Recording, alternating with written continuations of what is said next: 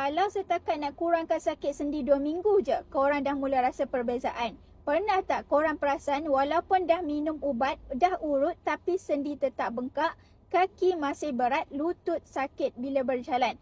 Itu sebab kebanyakan cara rawat sendi hanya legakan simptom, bukan pecahkan kristal asid urik. Bila asid urik masih tinggi, bengkak dan sakit sentiasa datang balik.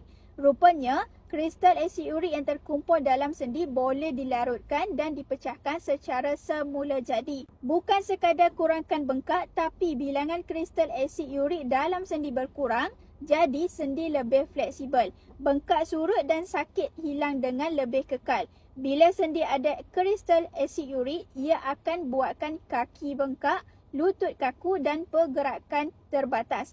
Cara biasa cuma kurangkan sakit sementara, tapi root cause masih ada. Kapsul tapak baru berfungsi pecahkan kristal asid urik, kurangkan bengkak sendi dan bantu sendi hasilkan pelincir semula jadi. Jadi sendi lebih lancar. Kapsul tapak baru ni unik sebab ia gabungkan kulit kayu retak dan herba semula jadi yang lain.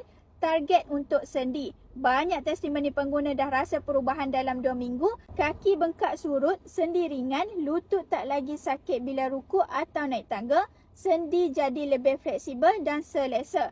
Kalau nak sendi bebas dari kristal asid urik, bengkak hilang dan pergerakan lancar semula, konsisten amalkan 2 biji pagi, 2 biji malam selepas makan. Dalam masa 2 minggu, korang akan mula rasa sendi ringan, bengkak surut dan pergerakan lebih selesa. Ini bukan sekadar legakan sakit sementara, tapi pecahkan root cause supaya gout tak datang balik. Kalau korang serius nak hilangkan bengkak kaki, sakit sendi dan pecahkan kristal asid urik, cuba kapsul tapak baru sekarang. Klik link di bawah untuk dapatkan produk ni dengan promosi istimewa. Jangan tunggu sakit lebih teruk. Bertindak sekarang sebelum sendi korang makin rosak.